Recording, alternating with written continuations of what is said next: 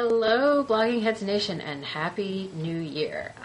To start off 2009, we've got what should be a really fascinating and warning, profound, and quite serious discussion this morning. As many of you know, I'm Heather Hurlburt, the Executive Director of the National Security Network in Washington, D.C., and I'm talking today with Professor Andrew Bacevich from Boston University, also with a distinguished career in the Army behind him, and the author of a new book, The Limits of Power, The End of American Exceptionalism. What we thought we'd do this morning is let Professor Bacevich tell us a little bit about the book, and then have the fun of applying his critique of American national security policy to a couple of items that are in the news this week. So with that, Andy, I'll turn it over to you and let you tell everybody what the critique is. Well, thank you very much. Thanks for having me do this interview with you. I think, in essence, the core message of the book is that the crisis confronting the United States today, and I would emphasize the book came out about a month before the economic collapse became apparent, that the crisis confronting the United States today really is a domestic crisis more than a foreign policy crisis, or to put it another way, the solution to our problems, if there is a solution, is to be found at home, not to be found abroad.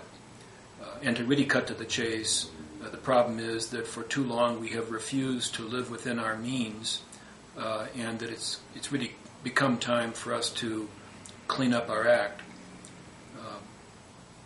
Beyond that, the book argues that our political system not only has demonstrated an inability to help us live within our means, but in many respects acts as an enabler, trying to postpone a day of reckoning. And finally, the book argues that our foreign policy, very broadly speaking, has been amounts to an effort to try to manage this domestic dysfunction, the effort being based on an assumption of American military supremacy and a kind of an infinite American military capability, which events in the last 7 years have shown to be an illusion. So the book breaks down, tries to describe three different crises: the crisis of profligacy, the political crisis, which has to do with the dysfunction of our political system, and then the military crisis, which has to do with the overemphasis placed on military power as an antidote to our problems. Many commentators have made some version of the argument you make about Americans failing to live within our means. Very few have made it from the spiritual angle that you take, and even fewer who advocate a smaller U.S. presence in the world have made it from an explicitly Christian and theological perspective. It's not every day you pick up a book about international relations and find yourself confronted with Reinhold Niebuhr on almost every page. So I wonder if you could talk about that a little bit, and also, as I say, because it is so unusual to find somebody who is a leading West Point strategist relying quite so heavily on a Catholic theologian's view of the world. So maybe talk a little bit about how you see the two spheres intersecting. Well, I probably wouldn't use the word spiritual to describe my critique. And when I say that, I don't mean I'm trying to run away either from the emphasis I place on Reinhold Niebuhr, nor am I trying to run away from my own Catholic identity. But I think the word I would use in lieu of spiritual is cultural. I think that one of the reasons that we have gone down the mistaken path that we followed, leading us to this penchant for living beyond our means, is a great cultural crisis. And the essence of that cultural crisis lies in our embrace, our collective embrace of a very false notion of freedom, in which freedom really has come to be to many, many Americans, and I don't mean to say all. Freedom really has come to be identified with conspicuous consumption and self-indulgence. Or to put it another way, freedom is not tethered to any conception of truth or of permanent values. I know that we live in a pluralistic society, and it would be not only misguided but wrong for any one person to insist that there is one truth or one set of truths that should inform the meaning of freedom. But even in a pluralistic society, I think there are many truths which compete with one another. I think what we need to do is to recognize that the concept of freedom untethered from truth really becomes exceedingly shallow, and I think at odds with the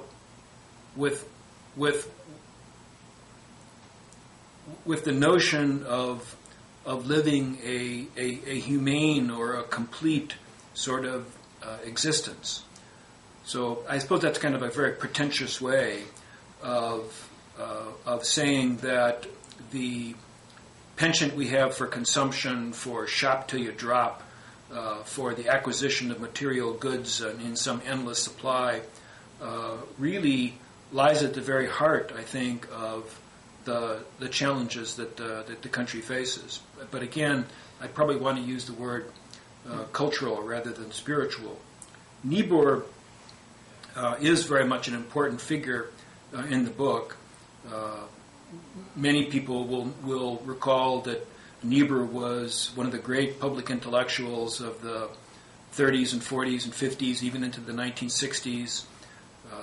By training, by calling, he was a Protestant theologian. And I became drawn to Niebuhr when I became an academic back in the 1990s, and drawn to him in particular because of my perplexity at the direction that U.S. foreign policy was taking in the wake of the Cold War, and he became one of the figures who was most important to me in helping me rethink the internal dynamics of U.S. foreign policy. In other words, help me rethink what is it that makes us do what we do as a country with respect to the rest of the world. Yeah, it's a shame in a way. It's interesting that Niebuhr's not more widely read today, and I'd like to see you start a Niebuhr revival, because he does mount a very trenchant criticism of U.S. foreign policy, but also domestic policy as it emerges in response to the Cold War in the 50s. I guess what struck me, being a sort of classic observant liberal Christian myself, was that I was with you all the way on this argument until we got to the sort of point you make about the turning point on all of this having been Elvis the Pill and Woodstock. And I guess I really found myself muttering and shaking my head at the book at that point, and wanting to make a smart-ass comment about, no, just the 60s were the moment where the rest of us got in on the materialist culture that white men had been promoting for quite some time before that. So I wanted, I think this is the moment where the sort of classic liberal-conservative divide does emerge over whether one sees the 60s as a watershed for all that is now wrong with America. And I wanted to push you on that a little bit, because I think I would even agree with many of the places where you say we have a cultural crisis over materialism, over our untethering from values that are more important than, as we were saying before we got on the call, the size of your house and so on and so forth. But I think that there was a problematic deadness in the culture before the 1960s.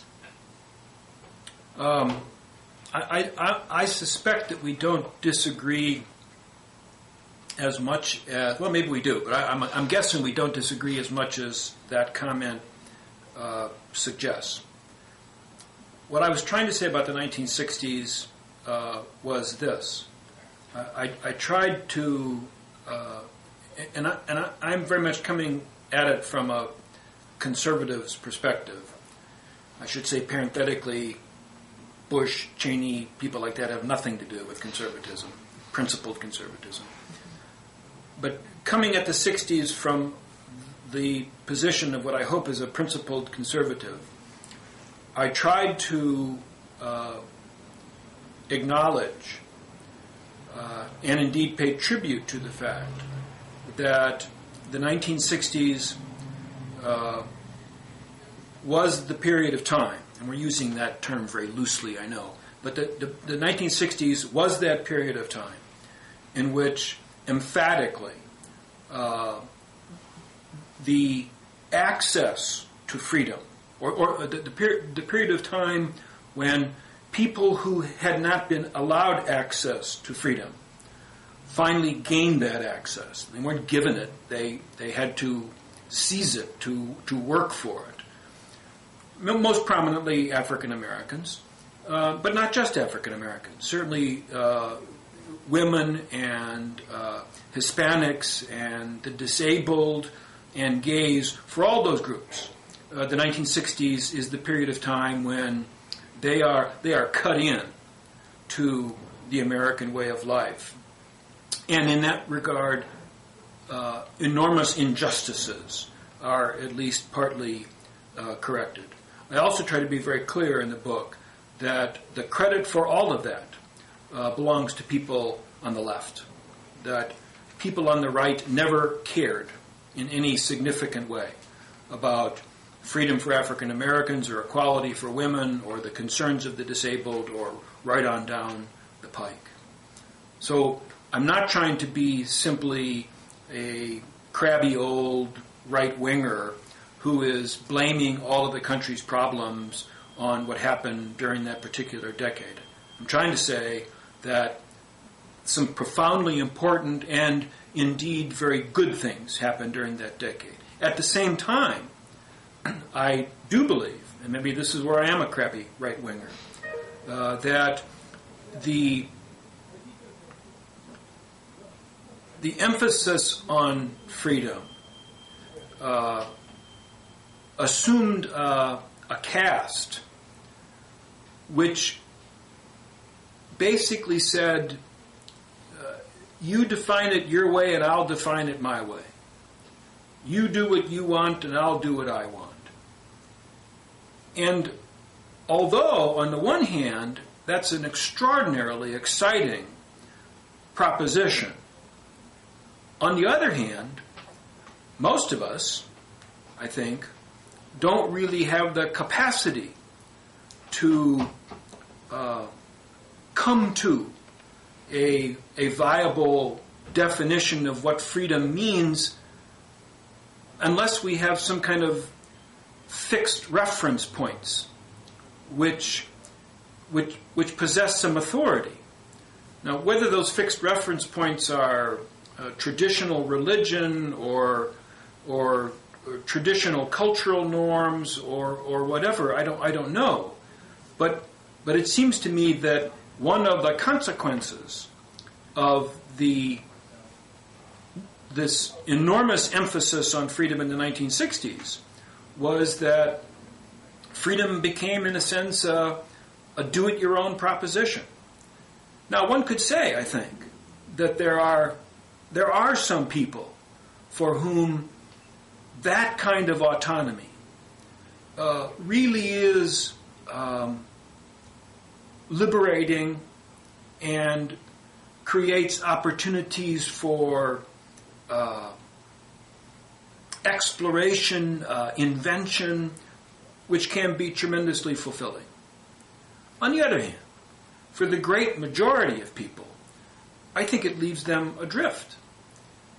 And in many respects, I think that when you look at the pathologies which afflict American society today, whether we're talking about the plight of young African American males or the number of children who are growing up in absent the sort of parenting we would hope that all children would have, I think those pathologies in many respects cannot be blamed on, but also cannot be disconnected from the erosion of authority, or the way that reference points lost their significance after the 1960s. I don't know if that made any sense, but that would be my rather long-winded response. No, I mean, I thought you were very carefully and eloquently putting a sort of classic conservative argument, and so I think that is the nub of where we would disagree. And what's interesting to me,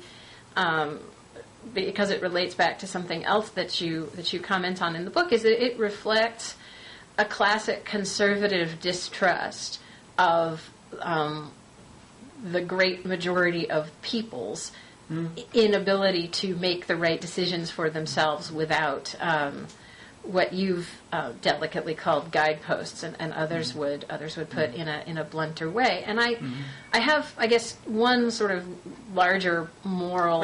Just to interrupt for a second. I mean, you used the word distrust, and I find myself, bridling a little bit at that because I don't think of it as distrust, and yet I have to concede that You got a heck of a lot of it right. I don't know if it's distrust, but it's a sense that the vast majority of us, me included, emphatically me included, do need these guideposts or reference points in order to help us sort of navigate our way through human existence. Right. So, but I'm sorry to interrupt. No, not at all, because what I think the core difference between us right there is that we both agree that people need guideposts, which makes me a kind of old-fashioned liberal in many respects, but that I'm of the view that on net more of us are more better off in a world where we have to find our own guideposts in a confusing multiplicity, even if that means difficulty along the way, and that in general we have one set of difficulties even as we've shucked off another set. And so, I think of, for example, the statistic you so delicately alluded to of children growing up in one-parent households, which I would agree with you is not optimal, but massive amounts of spousal abuse are also not optimal. An expectation that one partner is a chattel in a relationship is also not optimal and is deforming to both the intellect and the moral sense of both partners. So, the social changes that the 60s unleashed, it seems to me, did swap one set of problems for another set, or to be more accurate, introduced a new set without entirely making the old set go away. And it seems to me that it's a little bit dependent on one's sort of core outlook on the world, which set is more problematic, and I certainly know that's where you and I have a core difference. But I want to pull this back to foreign policy a little bit, because you comment very scathingly in the book in your discussion of what's wrong with the political class in America, which of course I belong to, and in some sense you do as well.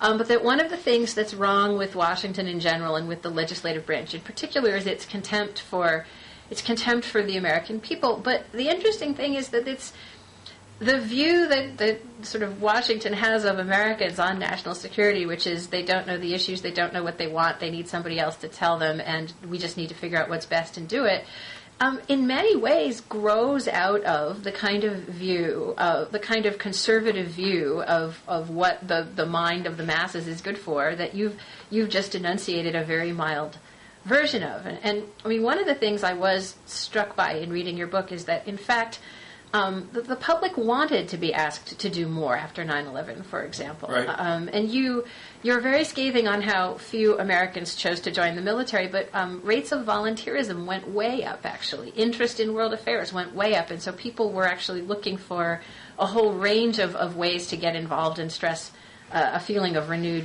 commitment to community. I think people also... How long did that last? Let's see. The volunteerism, I don't know how long that lasted. The news, I do know it lasted about a year. And here is, I think, then it was a passing phenomenon. But this is where I think it's a little more complicated than just saying the people this, the people that. The public wanted to know more about the rest of the world, and initially the media responded and gave them more about the rest of the world, but what they got was just stories about the U.S. military in the rest of the world. Fair enough. There actually wasn't a net increase in coverage of what are those people doing out there? There was a net increase in coverage of our brave American soldiers, which, of course, you would expect when the country is in a war and then in another war. But so, in fact, the public didn't get what it was looking for, and then it went back to Britney Spears or whatever it was doing before. Similarly, I think the volunteerism, there were, as you note in the book, and here again, you and I completely agree, there was very little reinforcement from our government of the idea that there should be any kind of selfless or community or broader than the individual response to what happened on 9/11. And so where I think people had basically good instincts, they were not encouraged. And so many of the dynamics... I don't disagree with that. But many of the dynamics that you sort of posit as being, well, the American people are this and the American people are that, I actually think some of that should be a broader indictment of our political and media classes for actually not, sort of for going back time and time again to cheap, easy consumerist solutions rather than encouraging. I don't think I disagree with you at all. I mean, first, let me put it another way. I agree emphatically that in the immediate wake of 9/11, not only was there a tremendous surge of interest in world affairs. Anybody who teaches in a college or university would, I think, agree with that. But there was a sense on the part of the country that was palpable of wanting to contribute, of wanting to be part of what the nation's response to this awful event was going to be. And President Bush rather explicitly decided to nip that inclination in the bud. And the famous remark that he made at O'Hare Airport about, live life the way we want it to be lived and go to Disney World. And I do believe that, not immediately, not overnight, but over the period of the next year or so, the great majority of the people decided, well, we'll just do as the president has instructed us, and we will go back to doing what we were doing before, and let's go to the mall. Yeah. So I emphatically think that the president, from my point of view, made a great error in saying what he said. I also think that it was done with malice aforethought. That the administration, in calculating how best to go, how to maximize its freedom of action in conducting the global war on terror, decided that marginalizing the people would be a good thing to do. I always like it by making the people spectators, that the core of decision makers at the center would be able to fight the war the way they wanted to fight it. And they already, I think, were beginning to, rather quickly, began to develop the notion that the war was going to be one that was going to include very radical notions like the embrace of preventive war and going after Saddam Hussein. So having a critically engaged electorate would not have been particularly useful. And so they fixed that problem by telling the American people to go shopping.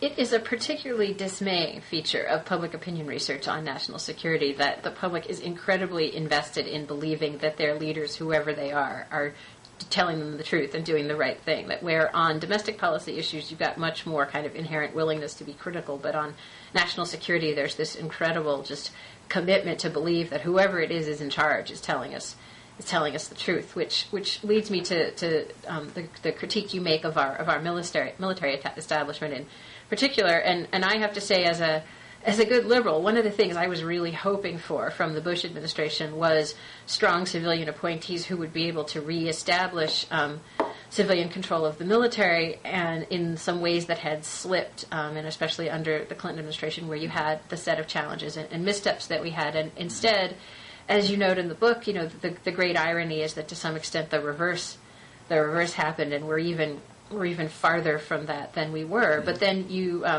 turn around and are quite harsh on the uniformed military leadership as well. And I wonder if you'd like to talk about that a little bit. Well, I'm harsh on the military leadership at the very highest levels. And what I mean here is that at that 4-star echelon of the officer corps, there are a handful of officers in a handful of jobs where the responsibilities inherent in the office really straddle the boundary between strategy and politics, or between war and diplomacy.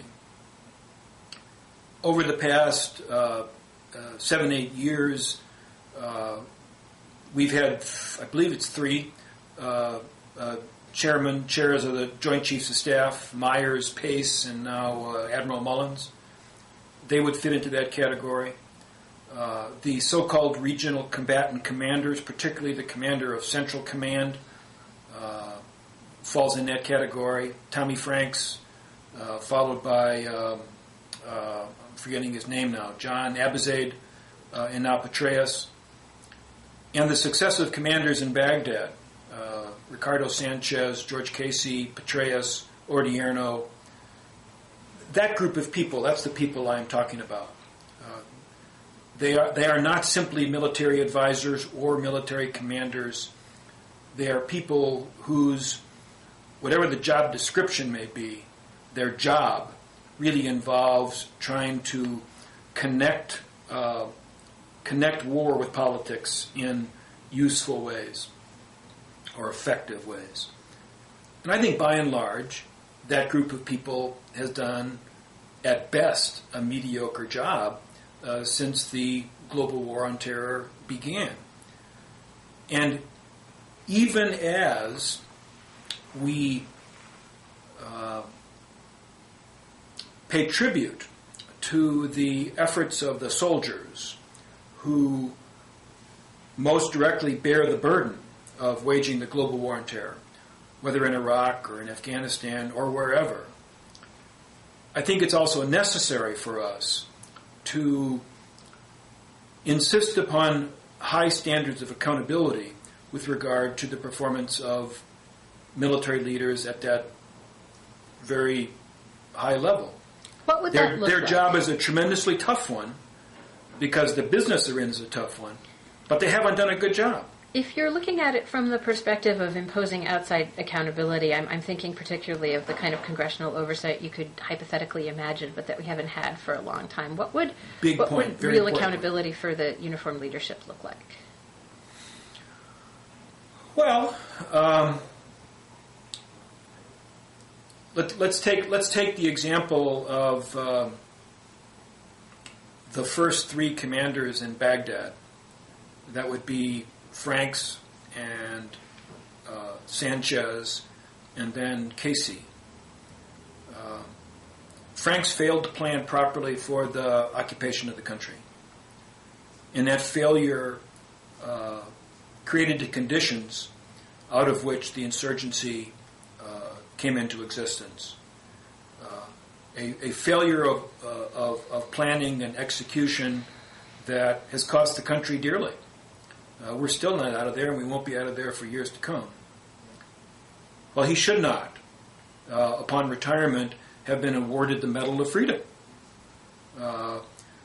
He was followed by Sanchez.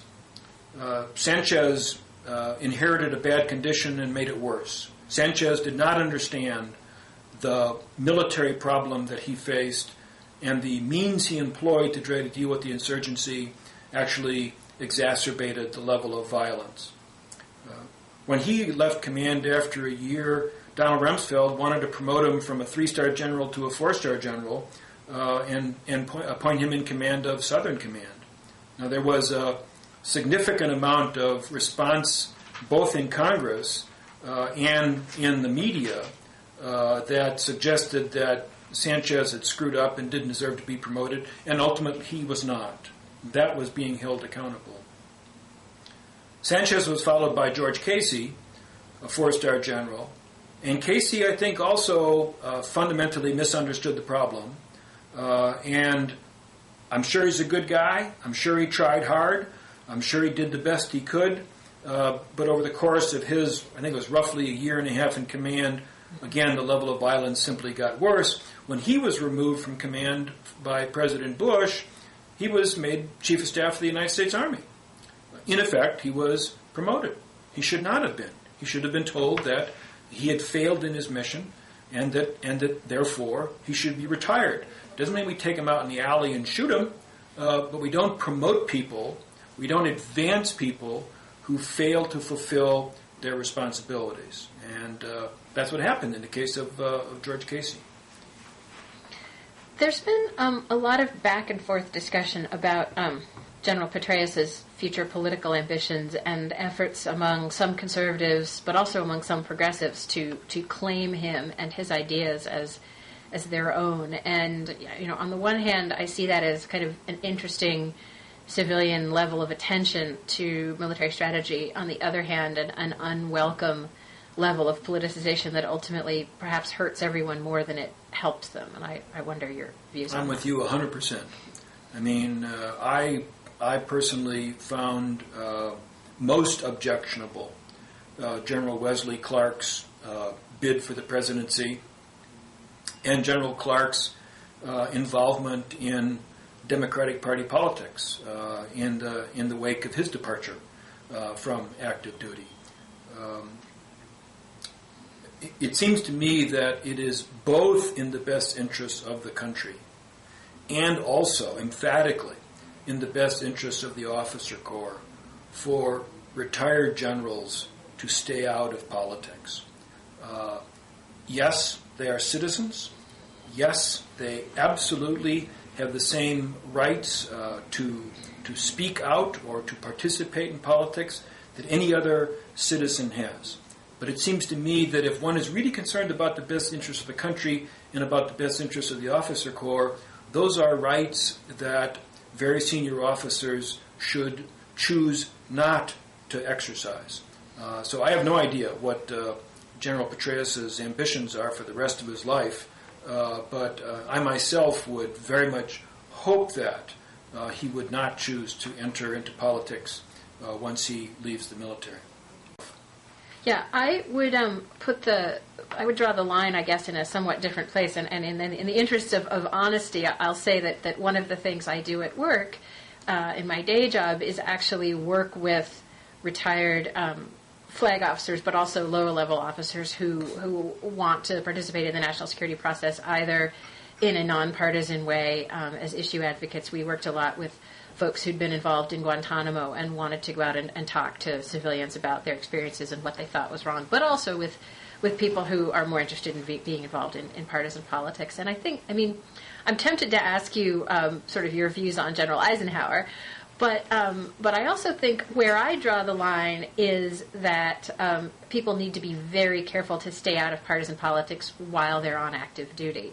And after retirement, I think we've created a real problem in that the disproportionate amount or the disproportionate extent to which so many institutions of government and public life are disrespected today, yet the military remains highly respected. It's almost an impossible burden to expect the representatives of the one institution that still commands so much respect in public life to stay out of the political arena. And I also think as we've created so many more tools and avenues for anybody to get involved in public life, the old idea of how the military stayed out of public life is challenged very hard. And I think we need to come to an understanding that rests in a slightly different place, where, again, as I say, doing some things while you're on active duty are even more problematic, but doing other things once you're retired are perhaps less problematic. Well, I mean, this is an argument you're winning. So, I mean, believe me. Yeah. Well, I have mixed feelings about winning it, because I see your point. I would simply note that. I would argue that one of the reasons that the officer corps is respected is because it has been generally perceived to be above politics. Mm-hmm. That military officers, to include senior military officers, are seen to be people who put the interests of the country first. To the extent that very senior retired military officers, as soon as they take off their uniform, plunge into partisan politics, then it seems to me that that pattern of behavior over time is going to erode that perception that officers are people who put country first. I mean, we'll see. I mean, I am frankly appalled by the display that we get from both parties. Every time there's a presidential election now, of candidates competing to see who can line up the biggest group of former generals and admirals behind them. That candidates, in essence, are advertising themselves as the military's candidate. You know, vote for me because the military supports me. And I just am very uncomfortable with that. And I'm not going to tell you that I think somehow the Republic's in jeopardy as a consequence of this tendency, and it's a growing tendency, but I don't think it's good. And but having said that, I think that really it has become almost an irreversible aspect of our politics now. You know, in the old days, you know, people would try to figure out how many union leaders they could line up, or how many, I suppose, academics they could line up, or corporate heads. Now candidates want to go see how many admirals and generals they can line up behind them. Well, as I say, I plead guilty to having done a small part to perpetuate this practice. And on the one hand, I would never want my side of the field to unilaterally disarm, as long as the public has such a large respect for military leaders. But I would like to see some red lines. But I mean, you yourself came very close to endorsing Senator Obama. Some of your comments during the campaign could certainly be read that way. And I'm also sort of tempted to tweak you a little bit and ask you what the difference between General Eisenhower running for president and General Clark was, other than that Eisenhower won and Clark lost. I'd say two things. First of all, it is, although I am a retired military officer, first of all, I certainly was not a very senior officer.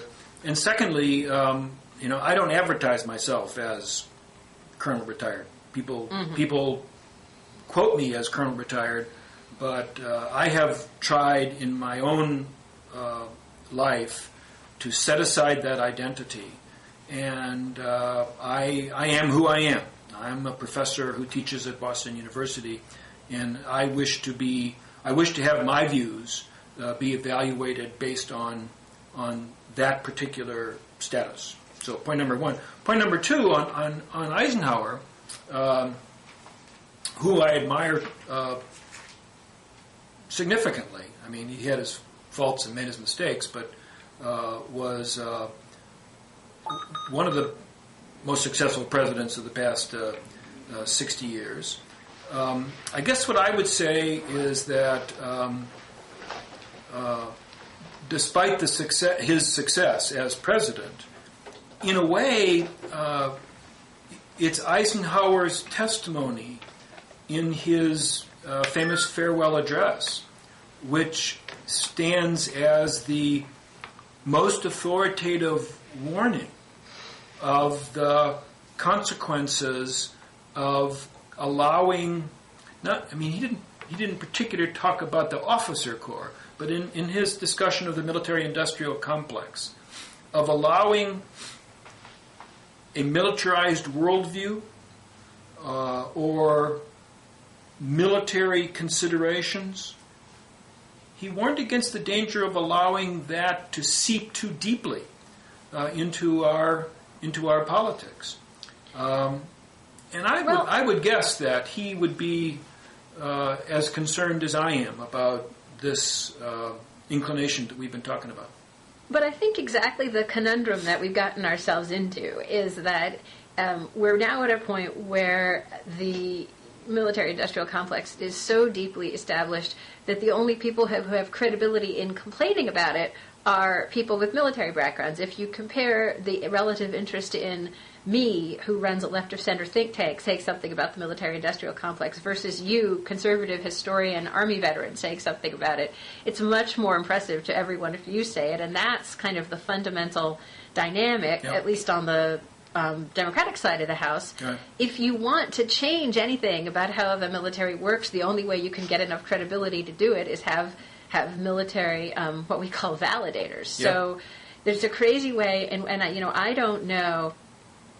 I certainly wish President-elect Obama Godspeed on this, but I don't know how you break that cycle without sort of getting into deeper dependence. Yep. And besides the fact that the military is just a reservoir of very talented people. Right. Well, I mean, let's not. I mean, we go looking for those folks because they're smart. Right. I have a hard time refuting that. I mean, the problem of standing outside of the military profession and being able to be both a critic and to speak with authority is tough. In many respects, I think that you were talking before about you were hoping that when the Republicans came back into power in 2001 that they would address the problems of civilian control that had cropped up during the Clinton era. I shared that hope, by the way. Of course, the irony is that I think in particular because of the performance of people like Donald Rumsfeld, that whole effort to restore civilian control had a profoundly mistaken effect. And Rumsfeld has, in many respects, served to discredit the notion that the Secretary of Defense should really be in charge, or the Commander-in-Chief for that matter. Although one could also say that Gates, I think Gates has done actually a pretty good job of repairing at least some of the damage that Rumsfeld did in that regard. I was just going to ask you, so you're Secretary Gates. You know you have a limited tenure. You know, in a way, you're there to take the blame for some of what happens next. What are the things that Gates could do that would show a really profound commitment to addressing the problem? Well, I'm pretty high on Gates. I'm dismayed by his sense that the solution to Afghanistan somehow lies in sending more U.S. troops there. Yes, thank you for helping us segue into that point, which we promised our blogging heads masters to discuss. But he's been very clear in saying that military power does not provide a solution to violent Islamic radicalism. Mm-hmm. He's been very clear in saying that after Iraq and Afghanistan, we ain't going to do this again. Meaning we're not going to be in the business of invading and occupying countries with the sense that we can fix them. I was reading this morning in the paper that he is not keen to have some big showdown with Russia, but actually is willing to interpret Russian behavior, not to endorse it, but to interpret Russian behavior in the context of the way we've treated the Russians over the past 20 years or so. So I do see him as a voice of reason and as someone who is helping us back away from the excessive militarization of U.S. policy that was so prominent in the first 4 or 5 years after 9/11. I think he's doing a real good job. So on Afghanistan, because I think that's where he's not doing a good job. Well, here's my view and question on Afghanistan. That what we really have is a complete lack of a long-term strategy and of a realistic, achievable goal for the U.S. the ongoing U.S. presence in the region. And so, the first thing you need from a new administration, and this would be true whoever the administration was, is to set some goals and say we're not trying to turn Afghanistan into Switzerland. We understand that it isn't going to be a liberal democracy with women walking around in miniskirts. But our goals are, number one, to deny the possibility of the Taliban or somebody else coming back and taking over the entire state. Number two, to reduce dramatically the extent to which it can be used as a safe haven for terrorist planning. Right. And then number three, I think, and perhaps you and I would disagree, there's a moral obligation a sort of this is my variant of the Pottery Barn, you broke it, you own it rule, that having gone in and removed a government that was god-awful in many respects, but that was providing a certain level of social peace, there's an obligation to at least set in place instruments by which the Afghans can, if they so choose, manage themselves in some kind of relatively peaceful and stable way. And my view is, and I have deliberately not mentioned the drug problem because I don't believe the solution to that is military, and that's one of the things we have to get our head around. But in order to do those three long-term things, there may be a short-term need to put in more troops, not because more troops are the solution, but because the administration allowed things to bump along so disastrously for a number of years. And so I'm of the view that it may not be the wrong thing to put in somewhat more troops in the short term, as long as you're clear about what you are and aren't doing there in the medium to long term. What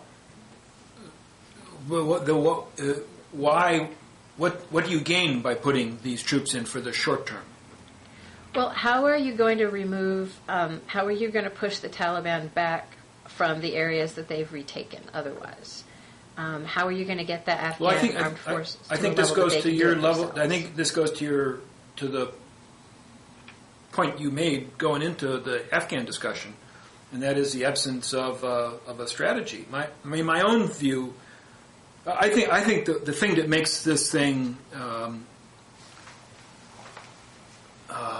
so immensely complicated that it defies solution is that we really can't talk about Afghanistan unless we also talk about Pakistan. Pakistan, yes. It's two pieces of a single problem, and the Afghan piece is the lesser piece. But nonetheless, let's just pretend, since I don't have a solution for Pakistan at all, let's pretend that Afghanistan exists in isolation. And there it seems to me that the beginnings of a strategy lie in recognizing that, at least best I can tell from my limited knowledge of Afghan history, the beginning of wisdom lies in acknowledging that effective governance over the territory of Afghanistan has never been wielded from Kabul. So the notion that we are going to create institutions in Kabul, which are going to govern that entire expanse of territory, means that we are going to do something that simply has never been done before. And it has been tried before, and other efforts have failed. So point number one would be, that is a very, very steep hill to climb. Point number two, though, would be, why not simply go with the way the Afghans do it?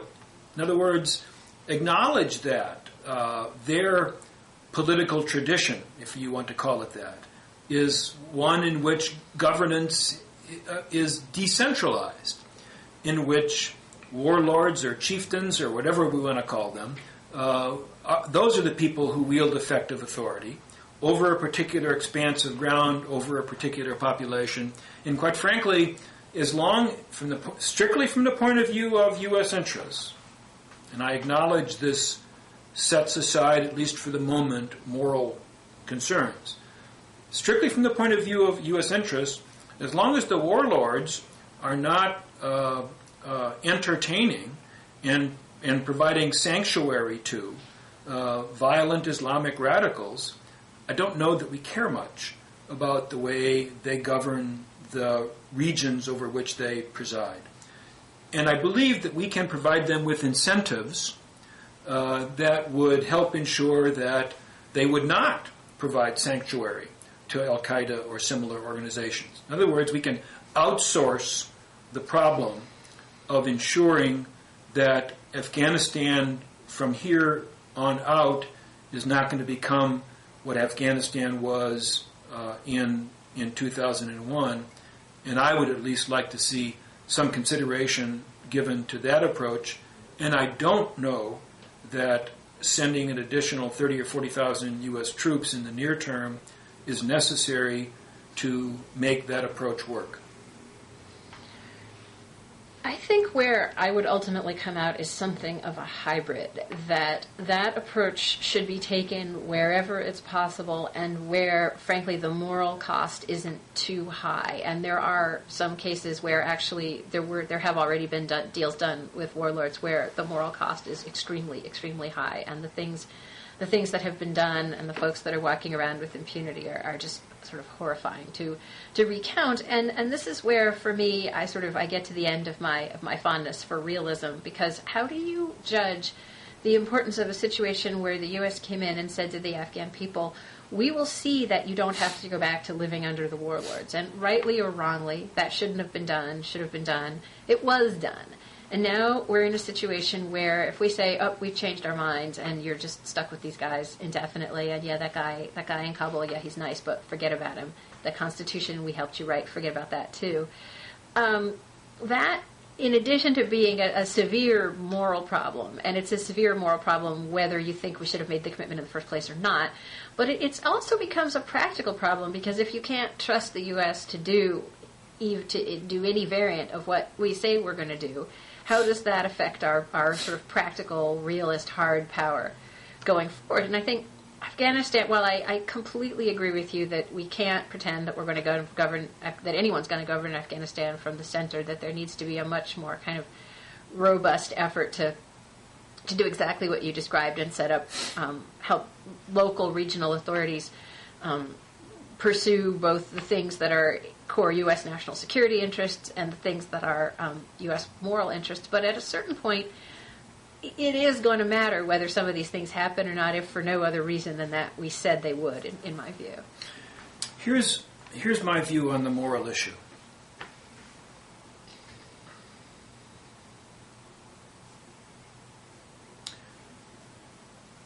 If we're serious as a country on acquitting these moral obligations, and we do have moral obligations to the Iraqi people and to the Afghan people as a consequence of the policies that we've pursued over the past 7 years, then I think that we need to acquit the moral obligation in ways that, number one, actually redress the harm that we have done. And number two, that doesn't impose this effort to address our moral obligation on some small select group of American people, of Americans who are saying, you go make up for the sins of this country.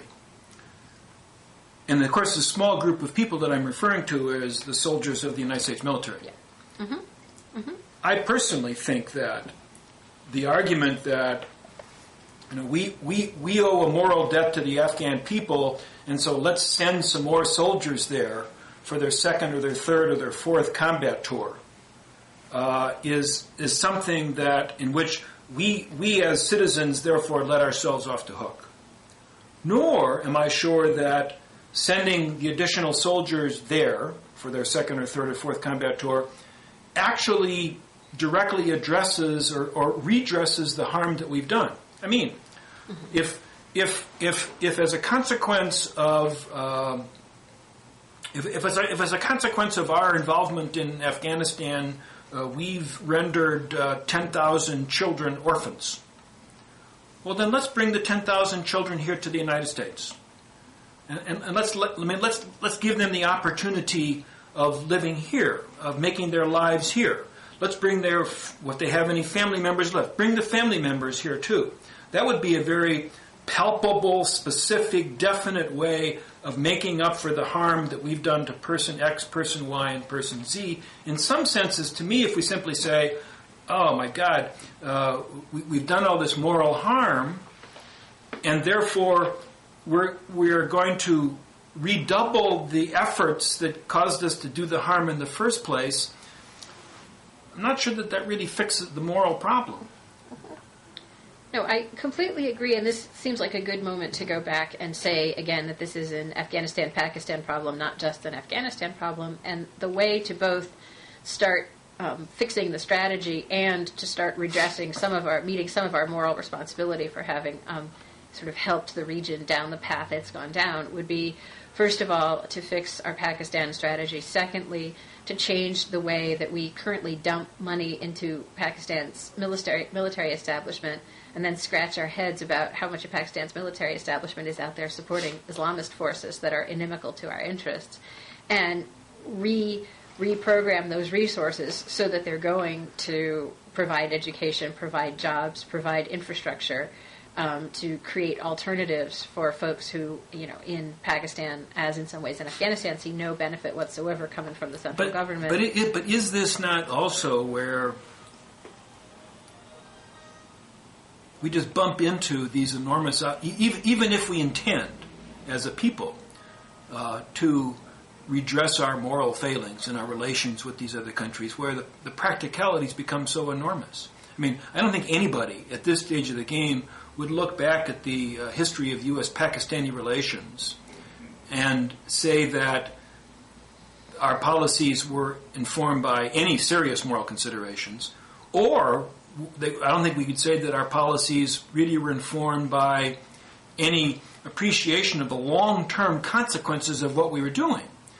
With regard to Pakistan and many other countries, basically we are simply responding to what seems to be urgent, immediate, near-term requirements. And where we are now with Pakistan reflects the consequences of that pattern of behavior, which extends over the period of decades. So we have helped, I wouldn't say that we're entirely responsible for, we have helped to create this system in Pakistan, this political system, in which civilian institutions have very little legitimacy, in which the military is deeply politicized, and also ineffective and inept, and has a set of priorities that are entirely at odds with our own priorities. And I'm just wondering how any effort on our part, however well-intentioned, could in any significant way undo all that we have done badly and foolishly over the course of 50 years. And that the moral course here, I mean, if you can't fix Pakistan, in some senses the moral course is to try to take, for once, an enlightened view of what the interests of the United States require and the interests of the American people. And that doesn't have us plunging ever more deeply into Pakistan, at least in my view. Well, I think this does two things. It brings up one really core difference that I think you and I do have, and it's about what the interests of the United States and its people are in an era marked by globalization, and whether globalization actually means anything as a secular trend outside of the U.S. and its consumerist economic and military policies or not. And I must say, it's very. If you just tuned into the dialogue at this point, you'd be entirely forgiven for assuming that the ideological assumptions on that one were the other way around, because you say at a point early on in the book that globalization is basically nothing but a U.S. marketing technique. And forgive me if I'm overstating your case a little bit, but knowing that you take a very classical view of what American interests are and how they can best be perceived, it's much more understandable that your instinct to retreat is so strong, whereas the view I take is that, yes, it would be much nicer if American national interests were served by retreating, and it would also be much nicer if morally we thought, well, at least we're not making things worse anymore by going home. But the kind of world in which our enemies can get cell phones and cards from around the world to plot against us and use the internet as their most effective recruiting and organizing tool and forward money, know-how, materiel all over the world, in which both all kinds of non-state actors can challenge state power in all kinds of different ways. I just don't agree with the extent to which you think that U.S. interests can actually best be protected by withdrawing from other societies. Now, where I do agree, and where actually a vast amount of your critique I agree with, is that we have to change dramatically the way we interact with other societies. And I completely agree with you that getting in deeper with the Pakistani military isn't going to help. But just backing off entirely from Pakistani society is also not going to help. And just one really quick anecdote. I spent 3 days in December at a South Asia conference in Delhi where very high-level Pakistani, Indian, and Afghan people were brought together mostly to harangue the Americans about all that we had done wrong in the region, entirely deserved, I might add. But the three sort of contradictory demands that were made of us were, number one, get your troops out of the region. Number two, get rid of the warlords for us. And number three, fix Pakistan. And I was never able to figure out how anyone thought we could do all three of those things. Right. I was really hoping somebody would be able to tell me. But that, it brings up another complication to both the moral and the realist argument, which is if the folks in the region are still expecting certain things of you, that has to be fed into your calculus as well. Yeah, I actually think, well, you said a whole lot there.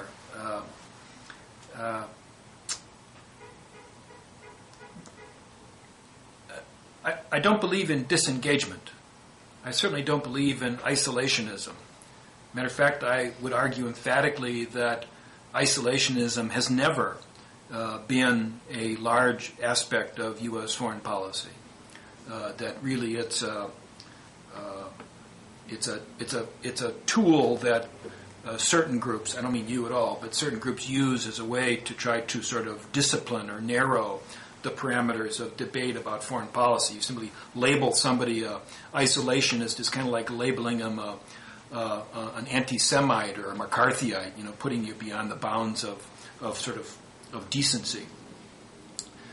I do believe that, and this does go back to one of the core aspects of my book. I do believe there is an urgent need for us to get our own house in order, and that that sets priorities in a very important way. Fix America before you worry about fixing Pakistan. And to set that priorities has enormous consequences in terms of the distribution of resources. I mean, it just does. But I believe that. Secondly, I believe that if we could fix ourselves, if we could learn to live within our means, if we could live up to our professed values, if we could show that freedom was not simply conspicuous consumption and self-indulgence, but that freedom really was an idea to inform a collective life on this planet. In other words, if we could be once again the city upon a hill, that actually would do more towards bringing about positive change in places like Pakistan than any amount of sort of meddling in Pakistani society is likely to accomplish. Thirdly, I believe that our engagement with these other countries, and Pakistan would be an example, should de-emphasize hard power considerations, should emphasize soft power, should involve educational exchange, cultural exchange, academic exchange and interaction. But, and I would underscore but here about 3 times, with never expectations that the effect we would have would be other than on the margins. Useful, but always on the margins. To the people who say, get rid of the warlords, or solve some other problems, I think what we need to say is that, folks, the United States of America is not going to solve your problems. We can't. If your problems have solutions, then you're going to have to devise the solutions, and you're going to have to implement the solutions, because what the expectations that others have of us, and I'm with you, I have conversations with people from abroad who somehow think that the President of the United States can snap his fingers and fix the problems of Zimbabwe, or you fill in the blanks. That is simply not a useful way of thinking about what role we can play or ought to play in the world. So we need to help people lower their expectations of what the United States can actually contribute. So I guess my one quibble with, or it's a pretty big quibble with that, really. But no, because I mean, I agree with you that it's completely wrong-headed of us to think we can fix society X or Y or Z, and that's been the source that's the fundamental source of many of the problems that this administration has had in spades. But it's a neurosis shared across the political spectrum in the United States. But it's also true that we can often not do more than be at the margins, but we can sometimes be at the margin in a key tipping point kind of way. And I think of eliminating polio. I think of eliminating smallpox. I think of the work that's been done on AIDS, which, while on the one hand has been gruesomely slow, on the other hand, it's because of a certain group of campaigners in the U.S. and then the U.S. government that as much money and attention has been focused on it as have been. It's good. So I'm just on the great proponent of the modest agenda, mm-hmm. and of the sort of the difficult balance. And then this is, I think, a concept I want to close with, because to me it was one of the most profound things in your book, of finding a place where you're not trying to re-engineer other people's societies for them, but you are trying to see what positive trends are emerging within a society and support those, and where there's a crying out hunger for, mm-hmm. say, mm-hmm. elementary schools in mm-hmm. rural Pakistan, just to pick one example. But you quote Niebuhr. You quote Niebuhr saying that societies aren't individuals and governments should act in their own self-interest, and there's no other way for governments to act, and it's unrealistic to expect governments to be selfless. But then you also quote him talking about how a society, a government, needs to find a balance between its self-interest imperatives and its moral imperatives, and that seems to me where we've gotten as a society, sort of where our dialogue gets so out of whack that we can't have the discussion without it being pulled off in this direction of, we have these enormous moral imperatives which just happen to match enormous strategic imperatives, and that there's a real need for the sort of small c conservatives and the small l liberals to contribute more to saying, look, there is both a moral and a self-interest piece of this balance. I think, so we can end up here shaking hands. I think you're exactly right. Let's take the example of the AIDS program, which is mostly, I'm not an expert on this, but vastly expanded under the Bush administration. One of his few great foreign policy successes, I would say. Yep. And whether that came about as a result of outside pressure or because the president simply believed it was an important and good thing to do, I don't know. I'm not sure it really matters all that much. But that to me is an example of what I mean by programs that have a marginal difference. Now it's not marginal to the probably several million people who are benefiting from that program. I mean marginal in a strategic sense that effort alone is not going to have a transformative effect on sub-Saharan Africa. But it can make a contribution. It is the kind of thing that we should be doing, and even if only marginally, I think that the strategic justification for programs like that is very easy to make. So we should be doing less of that, not more. More of that, not less. Sorry. Well, on that note, I have to go run a staff meeting where I pledged to assign the staff your book as a challenge. So Great. It's been a great pleasure to talk to you, and have a good New Year. I enjoyed it. Thanks a lot.